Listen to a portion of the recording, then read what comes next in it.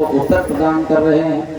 कृत्वा दैत्यवधं कृष्ण सरामो युद्धभीवृताः भूतवातायाद भारं जनयेष्ट जनयन् कलेमः। महाराज राजा परीक्षित पूछे कि स्वामी जी, गुरुवर, भगवान जब पूरा लीला करने के बाद द्वापर युग के अंत में उन्होंने क्या किया महाराज, ये बताइए। तो भगवान श्री सुखदेव जी महाराज जी कहे कि राजन, भगवान जान गए थे कि अब कलयुग लगने वाला है और अब हमारा बिगड़ने का समय आ चुका है। तो भगवान कन्हैया जब जान गए कि कलयुग लगने वाला है और निश्चित रूप से कलयुग का प्रभाव हमारे जीवन में, हमारे परिवार के जीवन में लगने वाला है, भगवान कन्हैया सुंदर सुधर्मा नाम के दरबार पर बैठे हुए हैं और सुधर्मा नाम के दरबार में बैठे हुए सुंदर अपने समस्त परिवार को अपने पास बुला ले। और भगवान कन्हैया गंभीर अवस्था में बैठे हुए हैं सिंहासन पर। जैसे ही उनके पुत्र नाती सब लोग वहां उपस्थित हुए तो भगवान कन्हैया ने सुंदर उनको उपदेश प्रदान किया कि भैया, अब कुछ दिन के बाद द्वापर युग समाप्त होने वाला है, कलयुग प्रारंभ होने वाला है, तो कम से कम इस कलयुग में बिगड़ने का नौबत ना आए, अपने पुत्रों को, नातियों को कुछ शिक्षा प्रदान कर दो। भगवान कन्हैया के सामने जब सभी पुत्र नाती पंथी सब बैठे तो भगवान कन्हैया अपने पुत्रों को समझाने लगे कि बेटा, आदमी के बिगड़ने के 4 कारण, 4 साधन हमारे शास्त्रों में बताए गए हैं। ये पुत्र चुपचाप सुन रहे हैं। एक कारण है रूप, यौवन, संपत्ति और प्रभुता। ये 4 कारण हैं जिसके जीवन में ये 4 चीज आ जाए लेकिन उस 4 चीज को उपयोग, सदुपयोग ना कर पाए विवेकता से, तो निश्चित रूप से उनका जीवन बहुत जल्दी बिगड़ जाता है।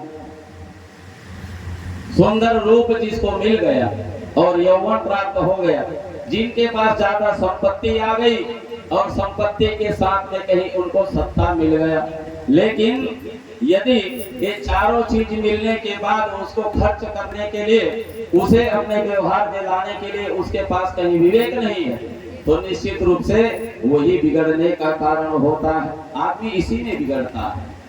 भगवान कन्हैया कहे कि उनके पुत्र भगवान कन्हैया से कहे कि महाराज, ये शिक्षा आप हमें क्यों प्रदान कर रहे हैं? तब भगवान कहने लगा कि पुत्रों, जो 4 चीज बताया हूँ वो चारों चीज आप में विद्यमान है। आप बहुत बड़े रूपवान भी हो, आपके पास यौवन भी है और संपत्ति भी भरा हुआ है, और मैं इस राजमहल का राजा हूँ, द्वारिकापुरी का, इसलिए सत्ता भी आपके पास है। और ये 4 चीज रहते हुए भी आपके जीवन में इसको खर्च करने का, सदुपयोग करने का विवेक नहीं है, तो बेटा इसी में लोग बिगड़ जाते हैं। यही बिगड़ने का कारण है।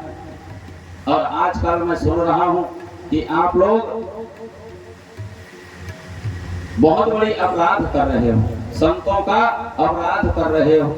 मैंने सुना है किसी से, तो ये जो पुत्र सुन रहे थे वो बिल्कुल चुप हो गए। क्यों?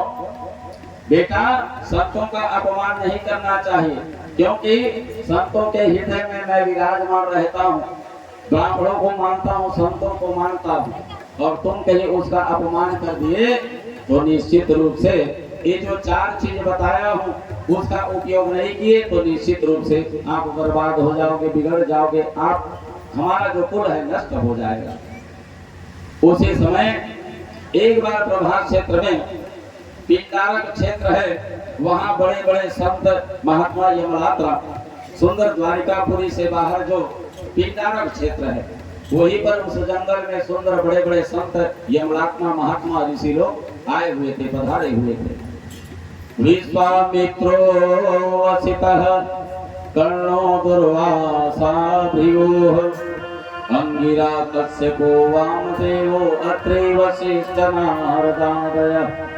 द्वारिकापुरी के बाहर जो पिंडारक क्षेत्र है, प्रभास क्षेत्र है, वहाँ पर बहुत बड़े बड़े संत लोग आए हुए थे, जिसमें विश्वामित्र है, असित है, कण्व है, दुर्वासा है, भृगु है, अंगिरा है, कश्यप है, वामदेव, अत्रि, वशिष्ठ, नारद आदि बहुत सारे संत महात्मा आए हुए हैं।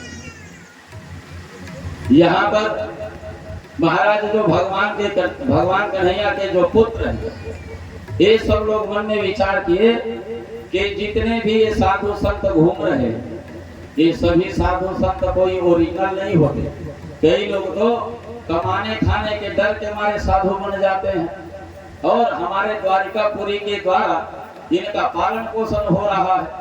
तो देखते हैं कि सच में इन संतों में कौन ओरिजिनल है और कौन डुप्लीकेट है। ये परीक्षा लेने के लिए भगवान कन्हैया के जो पुत्र नाती हैं, ये सभी लोग क्या किए, जाम्बवती के पुत्र जिनका नाम था सांब, इनको लेकर के कहाँ चले गए, जहाँ साधु संतों की टोली बैठी हुई थी, बैठा हुआ था, वहां चले गए। और जाते जाते ये जो सांब था, इनको नर से नारी बना दिया गया, जनानी बना दिया गया। उनको साड़ी पहना दिया, चूड़ी पहना दिया, और उनके पेट में कपड़ा बंधवा दिया गया ताकि गर्भवती है ऐसा दिखने लग जाए। और जैसे ही सांब को जनानी बनाया गया, उनके पेट में कपड़ा डाला गया, तो यहीं पर सुंदर महाराज राजा परीक्षित श्री सुखदेव जी से पूछे कि महाराज ये इनका नाम सांब क्यों पड़ा महाराज। तब महाराज श्री सुखदेव जी कहे कि राजन, भगवान कन्हैया और जाम्बवती का जब विवाह हुआ था तो बहुत दिन बीत चुका था इनके। जाम्बवती का भगवान कन्हैया का विवाह हुए, उनके घर में कोई संतान नहीं था। तो संतान प्राप्ति करने के लिए भगवान कन्हैया और जाम्बवती जैसे रुक्मणी के साथ में विवाह होने के बाद भगवान शंकर की प्रार्थना तपस्या किए थे, वैसे ही भगवान शंकर को पूछने लगे, प्रार्थना करने लगे, उनके बहुत दिन तक के व्रत तपस्या किए। जब भगवान कन्हैया और जाम्बवती भगवान शंकर माता पार्वती की पूजा किए, तो भगवान शंकर जानते थे कि ये पुत्र चाहते हैं। तो मैया पार्वती कहती है कि इनके घर में मैं पुत्री बन करके जाऊंगी। भगवान शंकर कहता है कि नहीं, तुम नहीं जाओगी, मैं जाऊंगा। अब दोनों में तो मैं चालू हो गए। मैया पार्वती कहे एक काम करते हैं महाराज, मैं कहती हूँ मैं जाऊंगी और आप कहते हो आप जाओगे, इसलिए हम दोनों संयुक्त रूप से भगवान कन्हैया और जाम्बवती के यहाँ सुंदर पुत्र रूप में जन्म लेते हैं। तो भगवान शंकर और मैया पार्वती दोनों मिलाकर के सांब नाम से जाम्बवती के पुत्र से और संतान पैदा हुआ। सा मतलब हुआ शिव जी, और अम्ब अम्ब मतलब होता है अम्बा, माता पार्वती को अम्बा कहा जाता है। तो इसलिए भगवान शंकर और माता पार्वती दोनों मिलाकर के सांब रूप में संतान पैदा हुए। तो भगवान कन्हैया के जितने भी पुत्र हैं, नाती हैं, ये सब लोग इस सांब को जनानी बना दिए, साड़ी पहना दिया, चूड़ी पहना दिया, और पेट में सुंदर गर्भवती जैसा दिखने लग जाए, ये सोच करके सुंदर उनके पेट में बहुत सारा कपड़ा डाल दिया। कपड़ा डालने के बाद जहाँ संतों की टोली बैठी हुई थी वहीं चले गए। वहां जाने के बाद साधुओं को प्रणाम किया।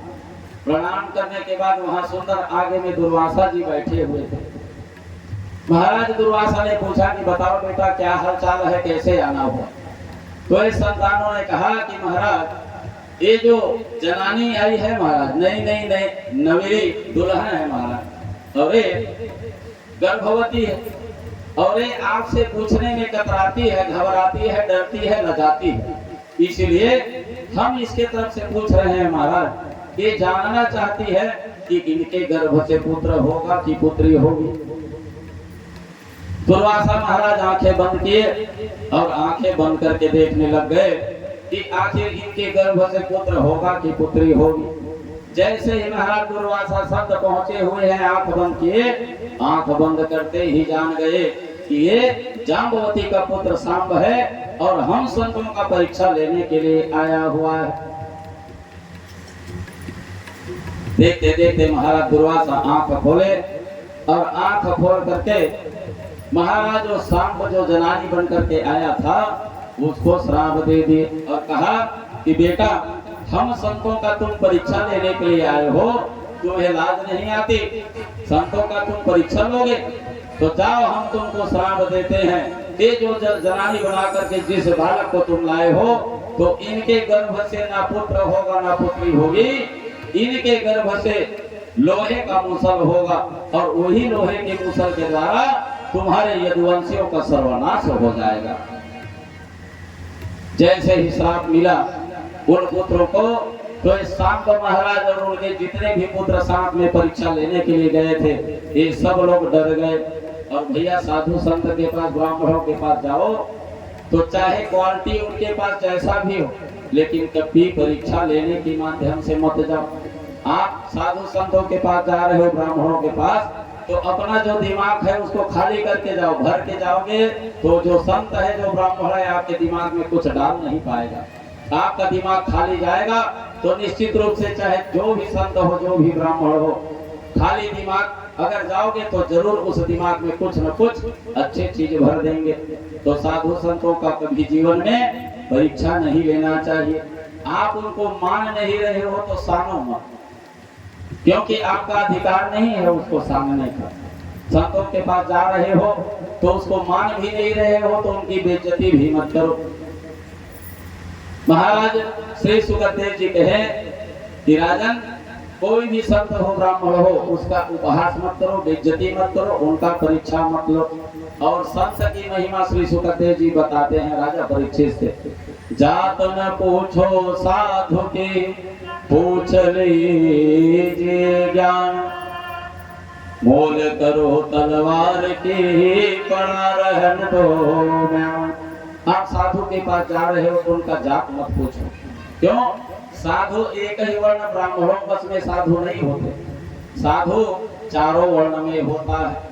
साधु ब्राह्मण भी हो सकता है, साधु वैश्य भी हो सकता है, साधु क्षत्रिय भी हो सकता है, साधु शूद्र भी हो सकता है।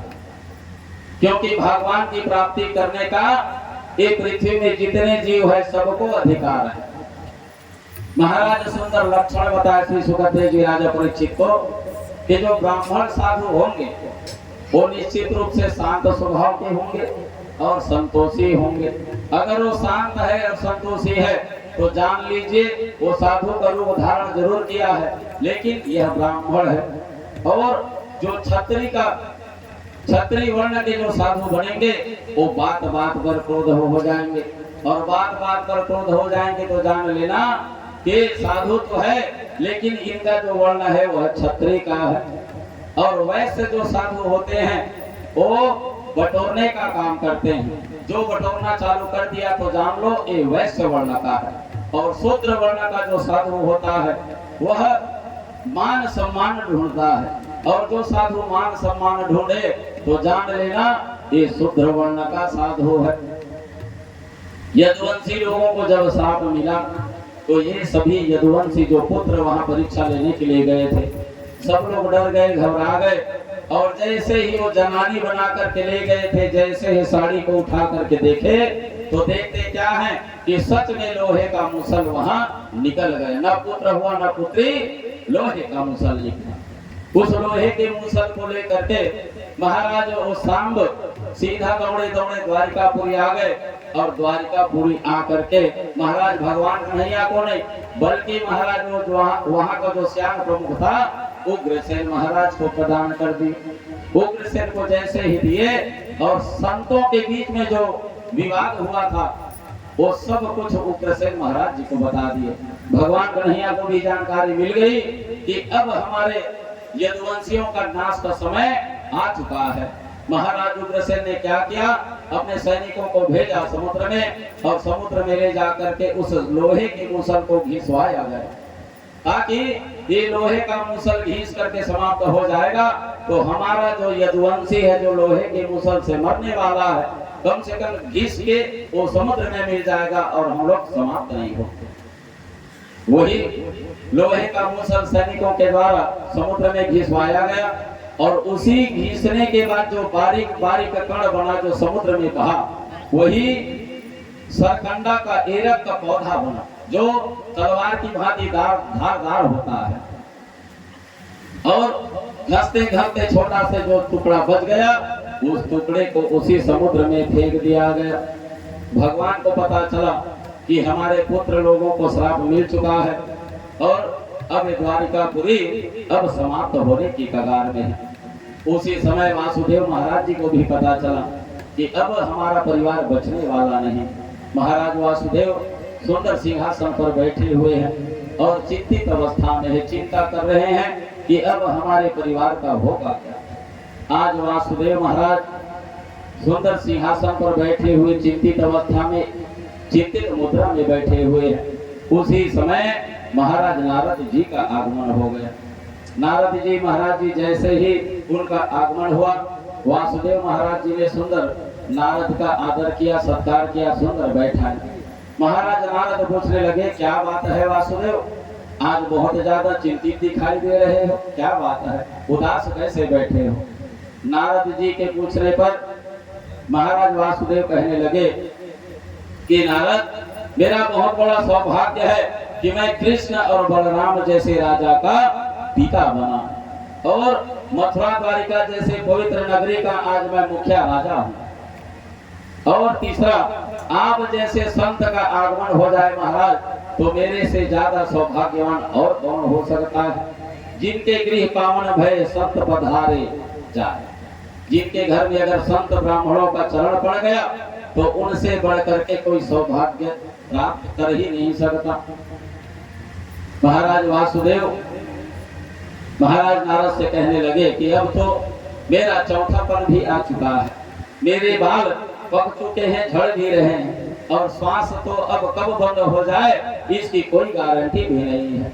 इसलिए नारद जी, आपसे निवेदन है कि आप मेरा मार्ग दर्शन करें और मुझे ये बताएं कि भागवत धर्म होता क्या है। महाराज नारद जी से पूछे तो भागवत धर्म होता क्या है। एक सुंदर भजन सुने और भजन सुनने के बाद भागवत धर्म क्या होता है नारद जी ने क्या बताया आपको भजन के बाद बताएंगे। बोले हरिलाल की।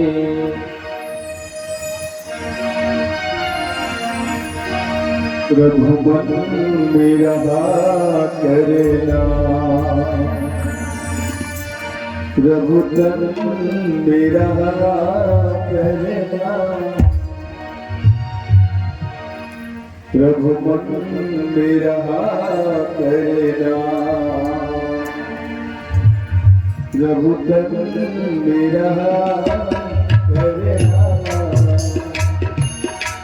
प्रभु मेरा करना, प्रभु